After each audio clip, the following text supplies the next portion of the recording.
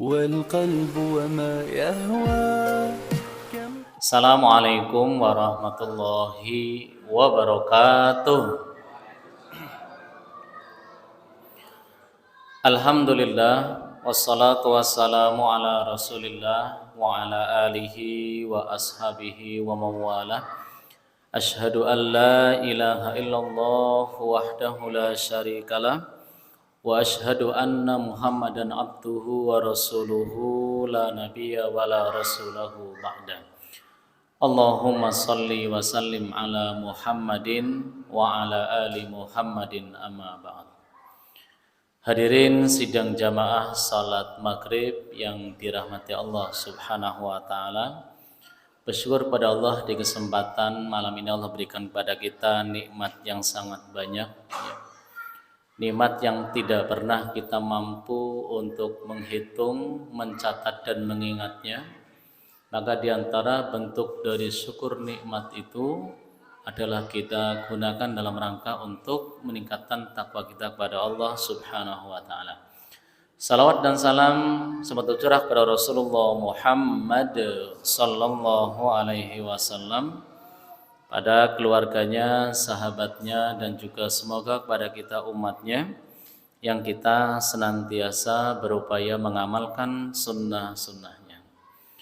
Hadirin sidang jamaah salat maghrib yang dirahmati Allah subhanahu wa ta'ala, kesempatan ini kita akan mengaji dan mengkaji salah satu hadis dalam kitab Al-Arba'in Nawawi.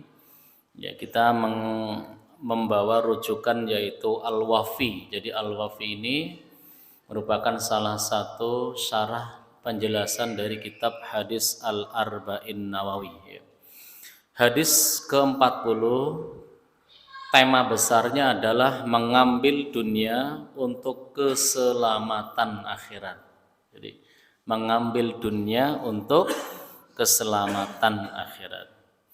Hadis ini bersumber dari Ibnu Umar radhiyallahu an. Beliau mengatakan, akhadha Rasulullah sallallahu alaihi wasallam biman kibayya faqala kun fid dunya ka'annaka gharib aw abiru sabil. Wa qala Ibnu Umar radhiyallahu anhuma yaqul idza amsayta fala tantadiriz sabah wa idza asbahta fala tantadiril masa wa khutsihatika limaradika wa hayatika limautika. Hadis Imam Bukhari, nomor hadis 6053. Baik, Ibnu Umar berkata, Rasulullah telah memegang pundakku dan bersabda, kun fid dunya ka'annaka gharib aw abiru sabil. Jadilah engkau di dunia itu seperti orang yang gharib, orang yang asing, atau orang yang nyeberangi jalan, atau orang yang nyeberangi jalan. Kemudian Ibnu Umar mengatakan, apabila engkau berada di sore hari, maka jangan nunggu sampai besok pagi. Dan apabila engkau berada di pagi hari, maka jangan nunggu sampai sore. Tetapi apa? Persiapkanlah sehatmu untuk menghadapi sakitmu, dan persiapkanlah hidupmu untuk menghadapi kematianmu. Hadirin sidang jamaah salat maghrib yang dirahmati Allah subhanahu wa ta'ala. Yang pertama kita lihat dari fiqhul hadis, penjelasan hadis ini bahwa yang pertama bahwasanya dunia itu akan sirna dan akhirat itu adalah negeri yang kekal abadi. Maka kemudian pesan Nabi, jadilah engkau di dunia seperti orang yang asing saja. Jangan sampai seseorang itu menjadikan dunia sebagai orientasi utamanya. Tapi kita hanya menjadikan dunia sebagai mazra'atul akhirah. Jadi sebagai sawah ladang kita untuk kita menuju ke negeri akhirat. Para khatib, Bapak Ibu rahimakumullah, di hari Jumat itu kan ketika ngimami sholat Jumat itu kan membaca surat Al-A'la sama Al-Ghasyiyah. Ada pada surat Al-Ghasyiyah, wal akhiratu khairu wa abqa. Jadi kehidupan akhirat adalah lebih baik dan lebih kekal. Nih ya, yang mestinya menjadi perhatian bagi kita bahwa kehidupan akhirat adalah lebih baik dan lebih kekal. Sementara dunia dia sifatnya hanya sementara saja. Hanya sementara saja. Nah, kemudian Allah Subhanahu wa taala juga mengingatkan ya tentang dunia yang akan sirna ini di surat Ali Imran ayat 185 ya. Kullu nafsin dha'iqatul maut. Setiap yang berjiwa itu akan merasakan maut, yaitu kematian. Ya. Berarti ketika dia mati, orang itu mati, berarti orang itu akan meninggalkan dunia. Ya. Menunjukkan bahwa dunia itu ya sementara saja, karena dunia akan ditinggalkan. Ya, akan ditinggalkan, kemudian akan menuju ke negeri akhirat. Ya. Nah, kemudian Allah juga ingatkan di surat Luqman, surat 31 ya, surat Luqman ayat yang terakhir 34. Bahkan ada 5 pintu gaib yang hanya Allah yang tahu, kan begitu ya. Kita tidak ngerti. Apa diantaranya? Diantara dari kelima hal yang gaib itu adalah wa ma tadri nafsun madza taksibu goda. Seseorang tidak ngerti di bumi mana dia akan mati. Jadi orang metro belum tentu ninggalnya di metro, Pak. Enggak ngerti ya. Enggak tahu ya. Wa mata dari nafsun madza taksibu goda. Enggak ngerti. Bahkan Allah sebutkan wa mata dari nafsun bi ayyi ardin tamut. Enggak ngerti ya.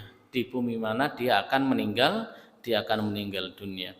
Nah, ini jadi satu perhatian bagi kita ya, satu pelajaran bagi kita, maka jangan sampai kemudian kita terpukau oleh kehidupan dunia. Kenapa? Dunia ini akan kita tinggalkan. Ya, dunia akan kita tinggalkan. Maka Rasulullah Muslim menyebutkan bahwa perumpamaan dunia bagiku, kata Rasulullah, adalah ibarat seorang musafir yang istirahat sejenak di bawah sebuah pohon lalu dia pergi lagi. Ini kata Rasulullah begitu. Jadi perumpamaan dunia bagus seperti orang yang musafir, mampir istirahat sejenak, setelah itu kemudian dia pergi lagi meninggalkan pohon itu. Inilah dunia, Pak. Ya. Makanya kemudian Imam Ali radhiyallahu an, beliau kemudian menyatakan bahwa inna dunya banat wa innal akhirata banat. Dunia itu ada yang menggemari dan akhirat pun ada yang menggemari. Makanya apa? Walikulli wahidatin minhuma banun. Maka jadilah engkau orang-orang yang menjadi penggemar-penggemar akhirat. Masing-masing punya penggemar. Ya. Maka apa kata beliau? Fatakunu min abna'il akhirah wala takunu min abna'id dunya. Jadilah engkau orang yang mengejar akhirat, jangan jadi budak-budak dunia. Kenapa? Kan begitu. Fa innal yauma amalun wala hisab wa ghadan hisabun wala amal. Jadi di dunia ini yang ada adalah waktu untuk beramal. Nih Bapak Ibu, belum adanya hari penghisaban. Sementara besok di akhirat yang ada adalah hari penghisaban, tidak ada lagi kesempatan untuk beramal. Betul kata Imam Ali ini, Pak, ya, Bapak Ibu ya. Jadi kita di dunia ini adalah hari untuk beramal. Ya, hari untuk beramal. Kenapa? Karena nanti belum ada hisab ya. Jadi hisabnya nanti di akhiratnya Allah Subhanahu wa taala. Nah, maka pesan dari Imam Ali ini tentu juga menjadi pesan yang mestinya kita perhatikan ya. Bagaimana agar kemudian kita tidak menjadi budak-budak dunia. Satu contoh gini Bapak Ibu ya, orang yang diperbudak dunia itu misalkan nggih nun sewu, misalkan dia lebih mementingkan urusan dunia daripada akhiratnya. Contoh misalkan seseorang yang tidak sholat misalkan ya. Kenapa? Lantaran khawatir nanti kalau sholat misalkan, nanti urusan dunianya terbengkalai. Nah ini ya. Ternyata pada prakteknya bahwa masih banyak kaum muslimin yang masih belum mau sholat, masih banyak yang meninggalkan sholat. Padahal kalau dihitung Bapak Ibu ya, waktu yang digunakan untuk sholat sama untuk bekerja itu kan sangat tidak sebanding sekali. Sholat paling 10 menit rampung, gitu Bapak Ibu. Mungkin kalau di sini 1 jam ya, sambil zikirnya, sambil tidurnya bahkan ya. Lah kerja loh dari pagi sampai siang, siang sampai sore, berapa jam itu? Ada orang yang aduh sholat nggak sempet, nah berarti kan kemelinti Bapak Ibu ya. Bayangkan Pak, waktu untuk Allah sampai tidak ada, ya waktu untuk Allah sampai tidak ada. Sementara dia bekerja itu mencari dunia, yang beri rezeki adalah Allah Subhanahu Wa Taala. Kadang orang itu memang kadang sombong Bapak Ibu. Dimana nggak sombong untuk Allah sampai tidak ada waktu. Ya, sementara untuk dunianya waktunya sampai berjam-jam. Ini makanya ini jadi satu perhatian bagi kita, jangan sampai yang 5 waktu ini kemudian dilewatkan. Ya. Jangan sampai dilewatkan. Paling sholat hitungan berapa menit, tidak sampai berjam-jam ya. Sementara kita kerja bahkan sampai berjam-jam. Nah, gitu jazakumullah. Maka ini kembali kita ini jadi pelajaran bagi kita. Makanya orang mukmin yang berakal tentu tidak akan tertipu dengan dunia. Kenapa? Dia punya rem. Ya. Kenapa? Dia akan meninggalkan dunia. Dia akan meninggalkan dunia. Dan dia akan menuju akhiratnya Allah Subhanahu wa taala. Baik, ini yang pertama jazakumullah. Kemudian dunia ini merupakan jembatan yang menghubungkan ke negeri akhirat. Ya. Makanya ad-dunya mazra'atul akhirah. Dunia itu jembatan yang menghubungkan ke negeri akhirat.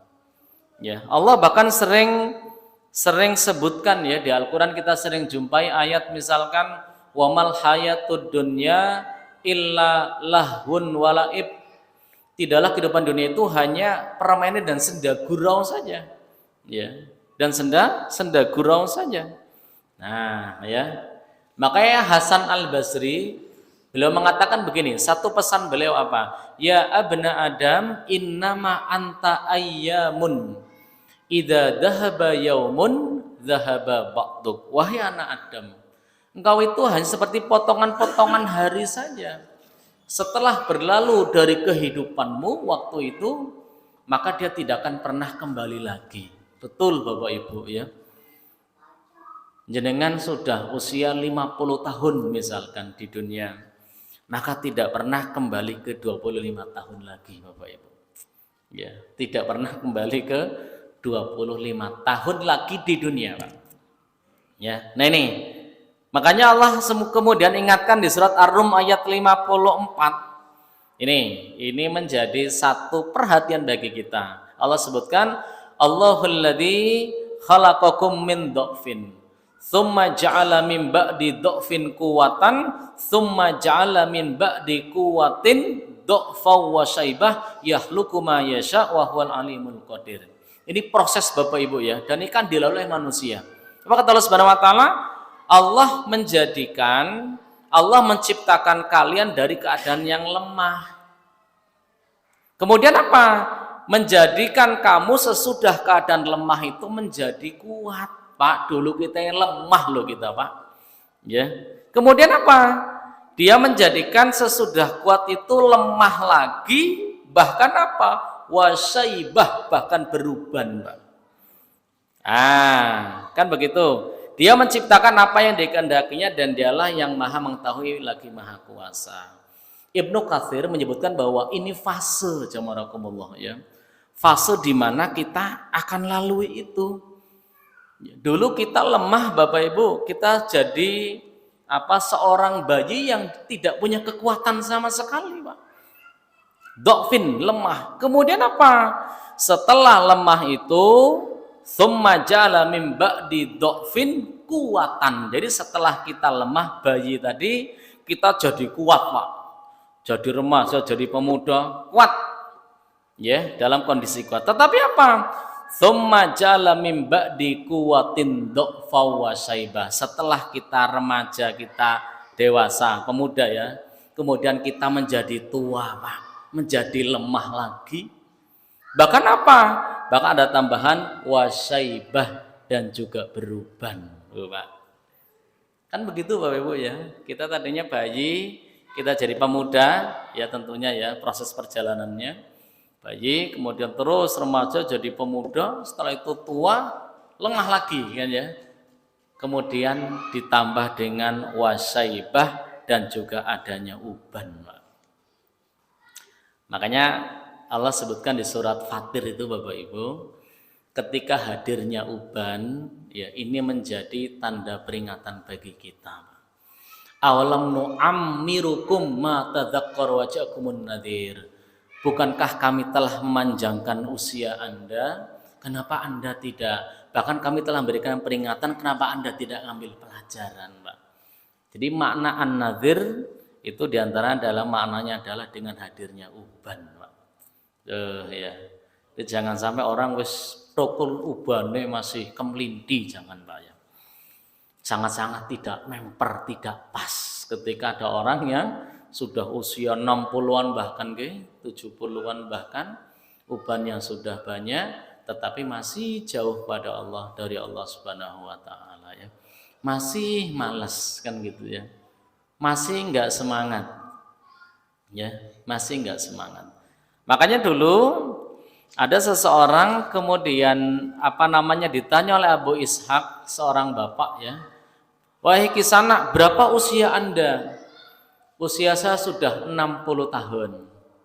Apa kata Abu Ishaq jawabannya? Abu Ishaq, berarti selama 60 tahun Anda berjalan menuju Allah Subhanahu wa taala dan sebentar lagi akan sampai. Akan sampai. Kemudian apa? Lalu apa yang harus aku lakukan? Sementara usiaku sudah 60 tahun. Kan begitu ya. Sementara aku tidak maksimal. Apa kata beliau? Ya. Taubatlah kamu kepada Allah. Perbaikilah di sisa-sisa usia Anda. Ketika Anda memperbaiki, insya Allah dosa yang lalu akan dihapuskan. Tapi ketika Anda tidak memperbaiki, ya maka Anda akan jadi orang yang rugi. Ini jarakumullah. Maka kembali ini jadi satu perhatian bagi kita. Ternyata tanda peringatan itu secara tidak langsung ada pada diri kita ya Pak. Kita ini sadar apa tidak sih sebenarnya ya, dengan hadirnya, dengan Allah hadirkan peringatan berupa an-nadhir, yaitu berupa syaibah, berupa uban tadi Pak. Ini jarakumullah, makanya jadi satu peringatan bagi kita, satu perhatian bagi kita, agar kemudian kita bisa bagaimana untuk mengevaluasi diri ya Pak. Apalagi sekarang kita sudah berada di penghujung tahun 2022 Pak. Kita akan masuki tahun 2023. Sekarang kita berada di penghujung Jumadil awal. Kita akan masuk di Jumadil akhir. Bayangkan Bapak Ibu, Jumadil akhir, Rajab, Sya'ban, Ramadan, Pak. Enggak lama lagi ya. Nah, kita banyak ngoreksi diri, Pak. Banyak mengevaluasi diri ya. Makanya Allah sebutkan di surat Al-Hasr 18 itu apa? Ya ayyuhalladzina amanu taqullaha wal tandur nafsum ma qaddamat lighad wattaqullaha innallaha khabirum bima ta'malun. Orang beriman, ittaqullah, bayangkan Pak. Ittaqullah, bertakwalah kepada Allah, wal tangdur, dan perhatikan Pak. Setiap diri bekal apa yang akan dibawa untuk hari esok Pak. Kita ini kan sedang nyari bekal loh sebenarnya ini. Nah, untuk apa? Untuk kita mengadakan perjalanan yang panjang. Ya, untuk kita mengadakan perjalanan yang panjang. Makanya Ibnu Mas'ud itu, ini satu nasihat dari beliau, Idza sami'ta qala ya ayyuhalladzina amanu. Ini Bapak Ibu perhatikan nanti di Al-Qur'an ya. Apabila engkau membaca, mendengar ayat yang bunyinya ya ayyuhalladzina amanu, hai orang-orang yang beriman. Pernah kepanggih ayatnya Bapak Ibu? Banyak kan ya? Apa kata Ibnu Mas'ud? Fa'ara'ha sam'aka, pasang telinga Anda. Kenapa? Fa innaka khairun tu'maru bihi aw syarrun tunha anhu. Karena setelah ya ayyuhalladzina amanu itu biasanya terdapat perintah kebaikan, Pak, untuk segera ditunaikan atau larangan untuk segera ditinggalkan. Gitu, Pak. Silakan jangan cek di Al-Qur'an. Ternyata benar, Pak. Ya. Nah, makanya ini juga menjadi satu perhatian bagi kita. Ittaqullah. Kan setelah itu kan ya, ittaqullah, bertakwalah kepada Allah. Wal tangdur, ini masing-masing menggunakan kalimat perintah, Pak. Takwa kepada Allah, perhatikan bekal apa yang sudah disiapkan untuk nanti perjalanan menghadap Allah Subhanahu wa taala. Ini Bapak Ibu rahimakumullah. Maka dengan hadir ngaji ini juga bagian dari bekal Bapak Ibu ya. Bekal untuk nanti perjalanan kita menuju Allah Subhanahu wa taala. Maka pesan kami Bapak Ibu, jangan pernah bosan, Pak. Jangan pernah jenuh, jangan pernah malas untuk mendatangi majelis-majelis taklim. Kenapa Bapak Ibu? Ketika jenengan hadir seperti ini, perkara nanti jenengan nempel tembok, nempel tiang kok tidur Bapak Ibu, orang masalah, Pak.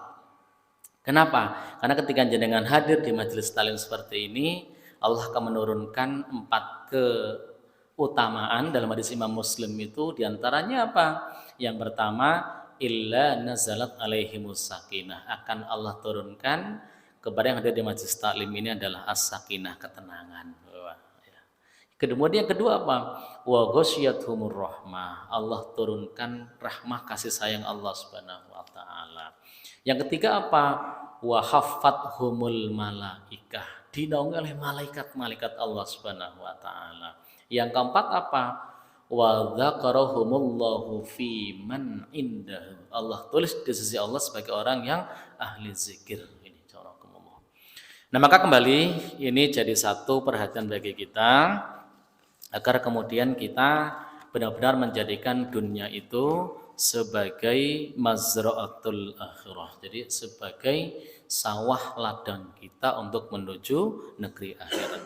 Nah, kemudian Ibnu Umar ini juga memberikan satu pesan kepada kita. Apa pesan beliau? Idza amsaita fala tantadiris sobah.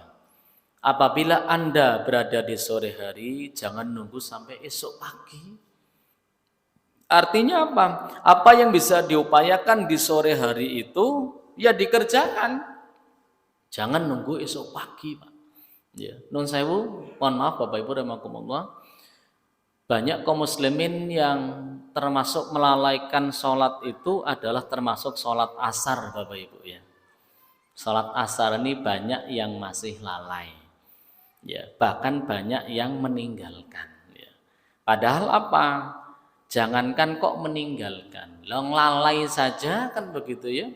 Lalai saja sudah ada ancamannya, apalagi sampai meninggalkan. Maka kata Rasulullah begini, ini satu motivasi dari Rasulullah, man shallal bardaini dakhalal jannah. Siapa yang bisa menjaga 2 waktu sholat yang dingin ini, maka Allah jaminkan surga. Para ulama menyebutkan bahwa waktu yang dingin itu adalah 1 waktu sholat asar, yang kedua sholat subuh, Pak.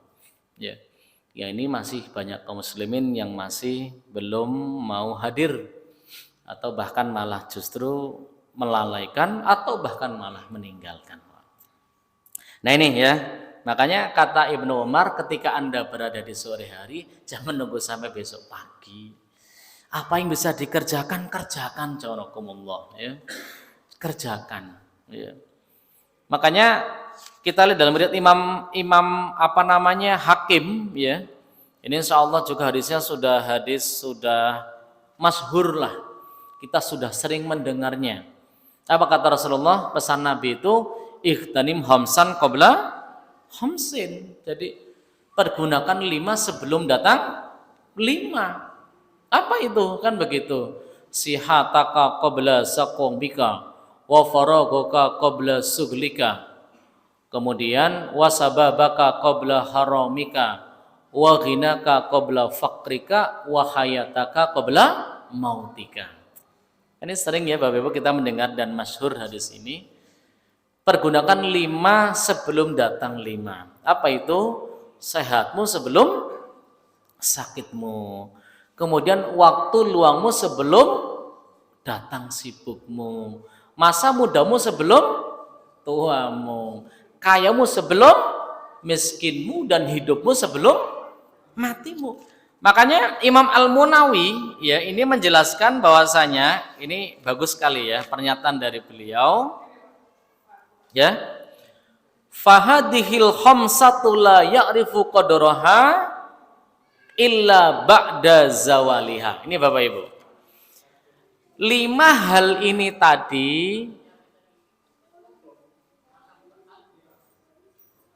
Pripun Bapak Ibu?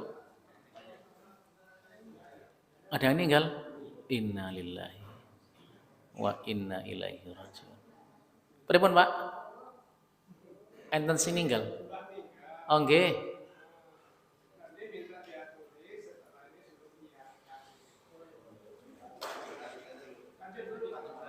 Oh, antum lah. Baik. Baik kembali. Jadi kembali bahwasanya kelima hal ini barulah seseorang betul-betul akan mengetahui nilainya setelah 5 tadi hilang Bapak Ibu. Ya, setelah kelima hal tadi hilang. Makanya begini carakumullah. Ketika ada orang yang belum bisa mensyukuri nikmat sehat Bapak Ibu, ya, nikmat sehat kok kayaknya orang itu ngeluh dengan kesehatannya. Ya silakan datang ke rumah sakit Bapak Ibu ya. Nanti dia akan bisa mensyukuri betapa nikmat sehat adalah nikmat yang sangat berharga gitu loh Pak. Jadi kalau orang belum bisa mensyukuri nikmat sehat, ya tadi ya silakan datang ke rumah sakit. Nanti dia akan bisa mensyukuri nikmat sehat yang Allah berikan kepadanya ya.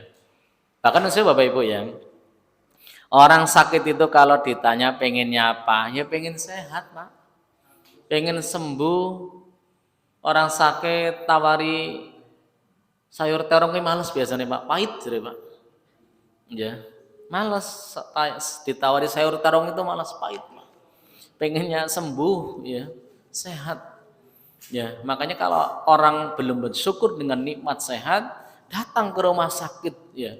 Dengan seperti itu dia akan mensyukuri betapa berharganya arti sebuah kesehatan Bapak Ibu. Yang kedua, kalau ada orang yang merasa hidupnya itu sempit Bapak Ibu, kayaknya kok sempit banget, geraknya kok susah, sempit, kayak nggak bisa bergerak bahkan sempit. Ya silakan datang ke penjara sana Bapak Ibu ya. Silakan datang ke LP Pak. Dia akan nanti mensyukuri betapa nikmatnya arti sebuah kebebasan gitu loh Pak. Memang harusnya bersyukur, maka jangan kufur ya. Jangan kufur Bapak Ibu ya. Nah, maka jarakumullah kata Imam Al-Munawi, fahadihil khamsatu la ya'rifu qadraha illa ba'da zawaliha. Jadi kelima hal ini baru akan terasa betapa nilainya hebat setelah kelima ini tidak ada atau hilang. Termasuk masa muda nusa Bapak Ibu ya. Ya Allah, dulu ketika muda aku nggak maksimal. Kan begitu ya. Oh, ternyata baru terasa ketika sudah tua, Pak. Ya Allah, nggak terasa usiaku sudah 65 tahun bahkan. Perjalananku sudah 65 tahun. Kan begitu Bapak Ibu ya. Nah, maka ada apa namanya satu syair sebenarnya ya Pak ya. Satu syair ungkapan hikmah dari Abul Athahiyah. Beliau mengatakan, "Bakaitu 'ala syabab bidam'i aini." Ku tangisi masa mudaku dengan aliran air mataku, Pak. Bayangkan, falam yugnil buka walan nahib. Akan tetapi tangisan dan ratapanku ini tiada guna lagi, Pak. Kenapa? Faya asafa asaftu ala syabab. Sungguh aku bersedih dan menyesal atas masa mudaku. Naha Husaib war ra'isul khadib. Masa tua dan rambutku telah berduka cita atas masa mudaku. Ya, sudah putih rambutku misalkan ya Pak. Kemudian apa? Araitu minas syabab wa kuntu ghaddon. Padahal masa mudaku telah hilang. Dulu padahal aku segar bugar. Ngangkat semen 50 kilo satu sak itu kuat ya kan ya. Sekarang sudah nggak mampu lagi. Kemudian apa? Kama ya'ra minal waraqil qadib. Sebagaimana batang pohon yang kering dengan gugurnya dedaunan. Faya laita sabab ya'udu yauman fa akhbarahu bima fa'alal masyib. Aduhai seandainya suatu hari masa mudaku bisa kembali, akan kukabarkan kepadanya tentang apa yang menimpa masa mudaku. Ini jarakumullah. Maka kembali ini jadi satu perhatian jarakumullah ya. Jadi jangan sampai kita kemudian menyia-nyiakan ya, menyia-nyiakan kesempatan yang Allah berikan kepada kita ya. Kesempatan yang Allah berikan kepada kita. Makanya pesan nasihat Ibnu Umar, apabila Anda berada di sore hari, jangan nunggu sampai besok pagi. Yang bisa dikerjakan, kerjakan Pak ya. Jangan nunggu sampai besok pagi. Ya kalau kita masih sampai besok pagi Pak. Kan begitu ya. Makanya Hatim bin Al-A'sam rahimahullah, beliau itu kalau sholat Bapak Ibu itu serius banget, fokus banget Pak ya. Fokus banget. Apa? Kok bisa beliau kemudian bisa fokus seperti itu? Beliau kemudian menanamkan Bapak Ibu ya. Tips agar kita sholat kita ini khusyuk apa salah satunya Bapak Ibu? Kata beliau begini. Ketika aku itu mau sholat ya, aku wudhu dengan wudhu yang sempurna. Kemudian apa? Aku berdiri seolah-olah aku berdiri di atas sirat. Berdiri di atas sirat. Sirat itu adalah jembatan yang melintas di atas neraka jahanam. Kemudian apa? Di depanku itu Ka'bah, di belakangku malaikat maut yang sewaktu-waktu bisa mencabut nyawaku. Di sebelah kananku itu surga, di sebelah kiriku itu neraka, dan aku beranggapan jangan-jangan ini sholat yang terakhir. Ini tips yang disampaikan oleh Hatim bin Al-A'sam ya, agar kemudian bisa fokus untuk kemudian bisa fokus dalam sholat-sholatnya Pak. Ya. Sekarang bagaimana mau fokus dalam sholat ora bayangkan Pak. Kan gitu jadi masalah. Gimana mau khusyuk lawang sholat aja enggak. Padahal ketika kita sholat, kita itu kan diperintahkan untuk khusyuk Pak. Ya. Untuk khusyuk Pak. Kan begitu ya. Sholat itu berat. Wasta'inu bis sabri wassalah wa innaha lakabiratun illa 'alal khashiin. Mintalah tolong kepada Allah dengan sabar dan sholat. Kenapa? Sholat itu berat Pak. Allah sendiri nyatakan ini Pak. Wa innaha lakabiratun. Sholat itu berat. Illa 'alal khashiin, kecuali bagi orang yang khusyuk.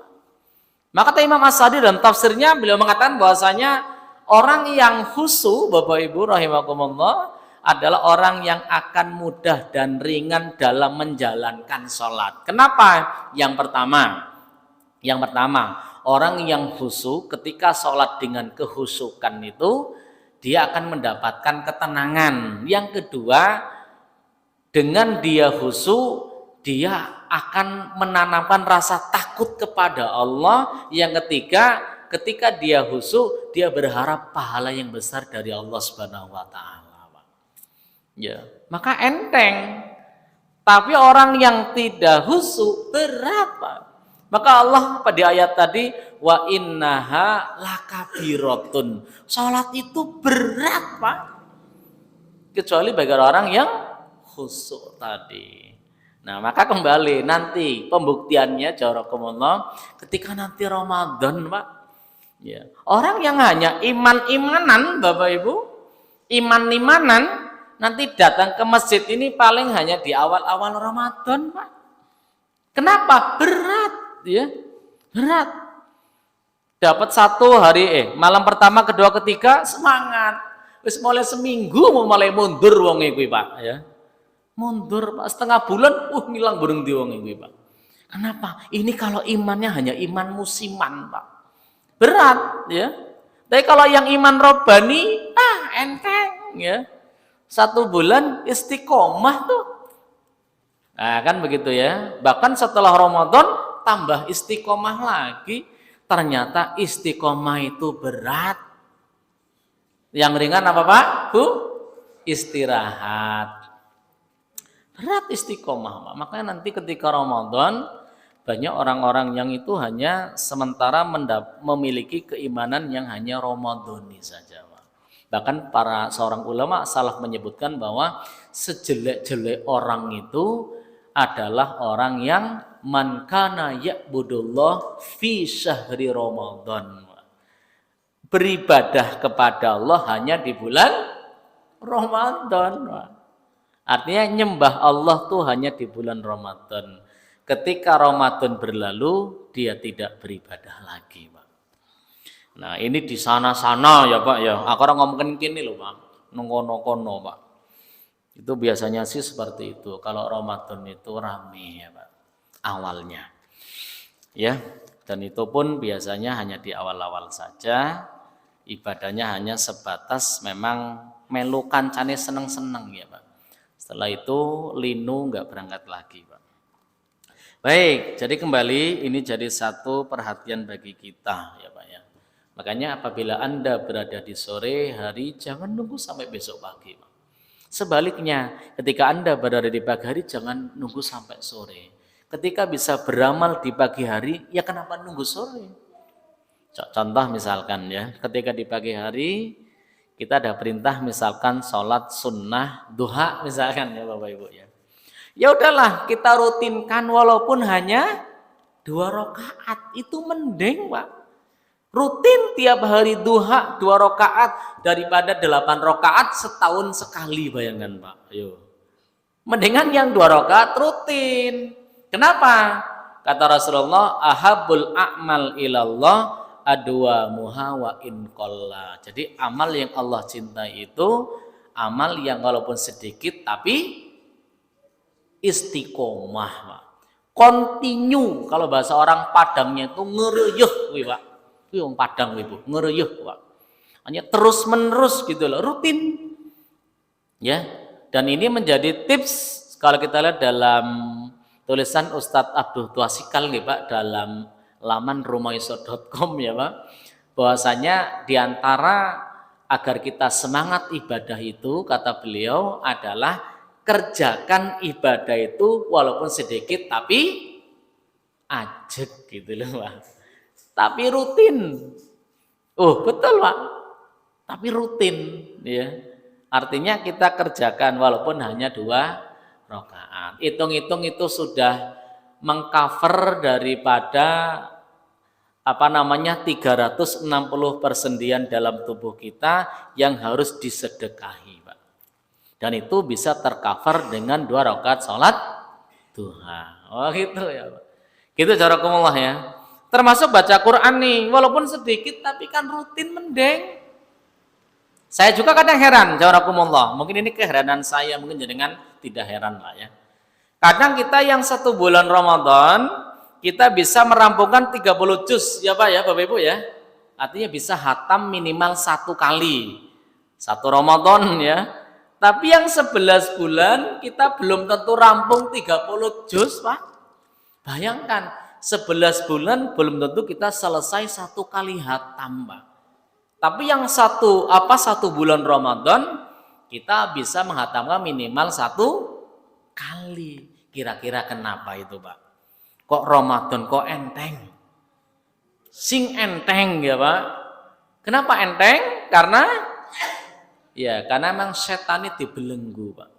Setannya dijiret dibondo Pak, sehingga orang itu enteng. Nah, makanya walaupun mungkin kita tidak semangat ketika Ramadan, maka di luar Ramadan ya tetap kita baca Quran walaupun hanya beberapa ayat misalkan. Kan begitu ya. Jadi istiqomah ajek walaupun hanya sedikit. Loh dan Bapak Ibu, baca Quran kan luar biasa pahalanya nggih Bapak Ibu nggih. Berapa satu hurufnya Pak Bu baca Quran itu? 10 kebaikan ya. Al asru bi amsalihha ya. Bi asri amsalihha. Jadi satu kebaikan dilipat gandakan menjadi 10 kebaikan.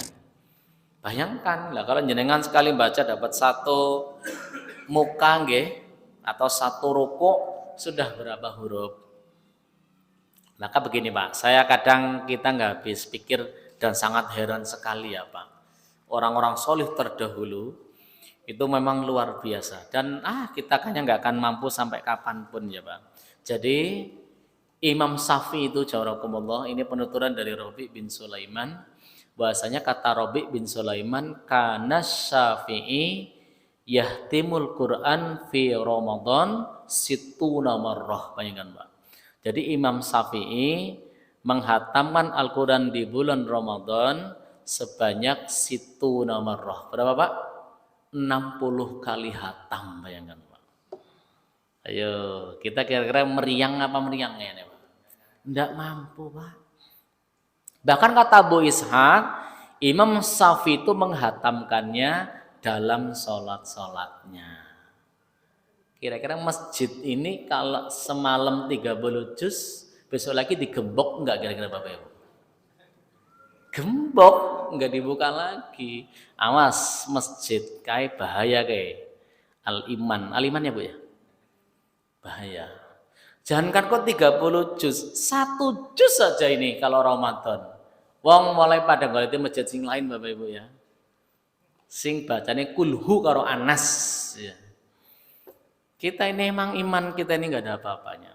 Makanya kata Utsman bin Affan beliau mengatakan, "Lau tahrat qulubukum masabitum min kalami rabbikum." Kalau hati Anda itu bersih, maka kalian tidak akan pernah puas dengan Al-Qur'an. Makanya Utsman bin Affan itu dalam satu bulan Ramadan bisa menghatamkan sebanyak 30 kali hatam. Berarti satu hari satu kali Pak. Satu kali hatam Pak. Jadi satu hari berarti ya 30 juz ya Pak ya. Dan kita tidak pernah mampu Pak. Nggih, paling jenengan paling kuat Pak. Muatiri ya Pak ya. Enggak mampu Pak. Lalu kita dapat 2 kali hatam, seneng banget Pak. Oh, udah luar biasa. Apalagi sampai 3 kali hatam. 1 kali saja hatam Pak. Itu seneng banget ya. Dan alhamdulillah banget kan tuh Bapak Ibu ya.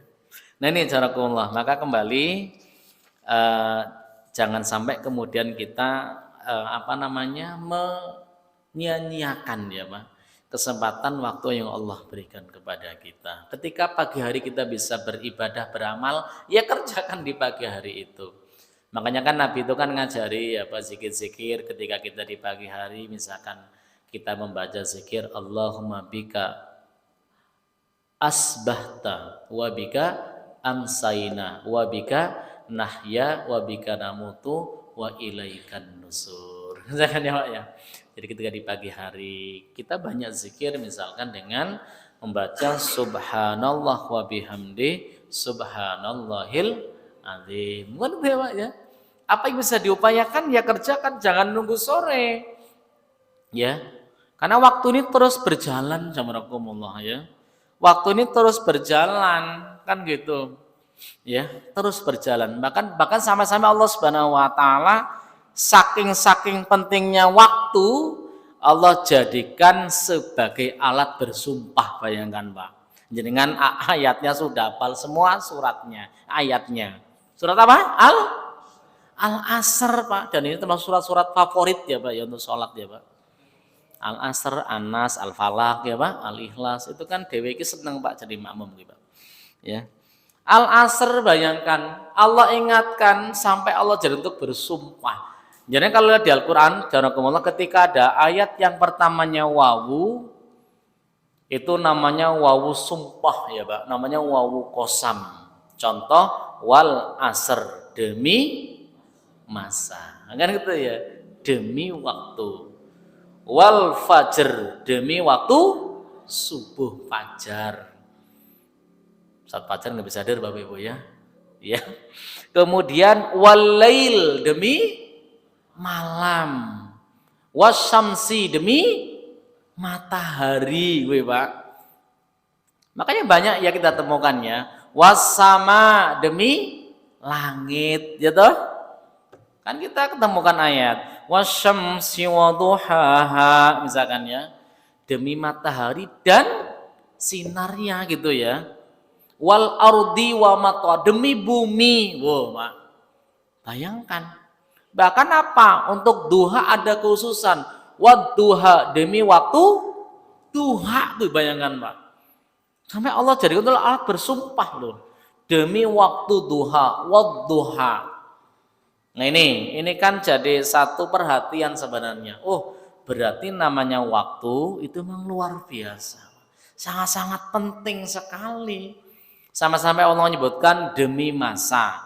Innal insana lafi, manusia itu semuanya rugi, bayangkan Pak. Ayo, siapa yang tidak rugi? Illal ladzina amanu, orang yang beriman. Kemudian kita semua beriman, Bapak Ibu rahimakumullah ya, sehingga kita tidak tergolongan orang yang khasar tadi, rugi. Yang kedua, wa amilus solihat, beramal solih, Pak. Yang ketiga, siapa yang tidak rugi? Wa tawassau bil haq wa tawassau bis, orang yang saling menasihati, ngingetke dalam kebenaran dan kesabaran. Makanya Imam Asy-Syafi'i ketika menafsiri ayat ini, beliau mengatakan apa? Lau anzalallahu fi hadhihi surah lakafathum. Seandainya Allah menurunkan dalam syariat ini surat Al-Asr ini, itu sudah cukup, bayangan Bapak Ibu. Mencakup semuanya itu, ya. Kenapa ada iman di situ, ada amal solih, bayangkan Pak. Nah ini makanya ini jadi satu perhatian bagi kita, ya. Nikmat Allah berupa usia ini Bapak Ibu, kita gunakan, upayakan dalam rangka untuk beribadah pada Allah Subhanahu wa taala. Jangan sampai kemudian malah kemudian kita lemah, kita malas dan seterusnya. Baik, cukup ya Mas ya? Ada informasi ya Mas? Oke, baik. Saya kira cukup Bapak Ibu ya. Nun sewu, yang terakhir Pak, saya hanya sebatas gantikan gitu Pak. Namanya ya ban serep Pak, tentu beda dengan ban asli ya Pak ya. Nun sewu ya Pak ya. Oke, mohon maaf, mudah-mudahan ini bisa menjadi pengingat bagi kita, dan semoga Allah SWT berikan kepada kita kekuatan untuk terus membenahi daripada amal-amal ibadah kita. Dan manfaatnya saya akhiri, aku qouli hadza. Assalamualaikum warahmatullahi wabarakatuh.